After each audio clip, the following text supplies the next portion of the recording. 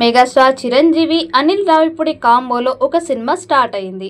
ఇటీవల ఉగాది పండుగ సందర్భంగా పూజా కార్యక్రమాలు కూడా జరుపుకున్నారు.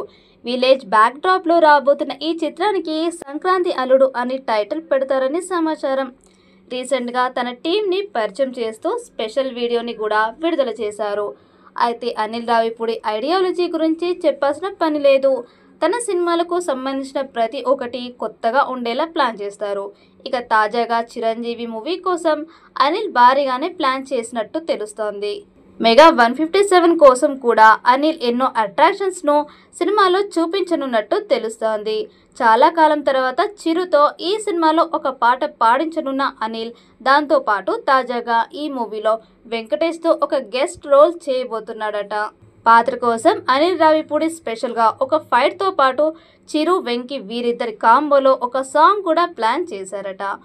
ఆ పాట ఫ్యాన్స్కు పూనకాలు రావడం గ్యారంటీ అని టాక్ వినిపిస్తోంది.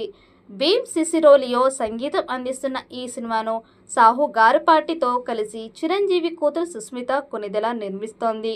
కాగా ఈ సినిమా వచ్చే ఏడాది సంక్రాంతికి ఈ సినిమా ప్రేక్షకుల ముందుకు రానుంది. ఈ సినిమాపై మెగా ఫ్యాన్స్ కు బోలెడ్ అంచనాలున్నాయి. ఆ అంచనాలకు ఏమాత్రం తగ్గకుండా అనిల్ కూడా ఈ సినిమాపై హైప్ ఇస్తూ ఉన్నాడు. చిరంజీవి ఈ సినిమాలో శంకర్ వరప్రసాద్ పాత్రలో కనిపించనున్నాడని, ఫ్యాన్స్ చిరుని ఎలా అయితే చూడాలనుకుంటున్నారో తాను మెగాస్టార్ ను అలానే చూపించబోతున్నారని చెప్పి సినిమాపై ఉన్న బజ్ ను ఇంకాస్త పెంచాడు.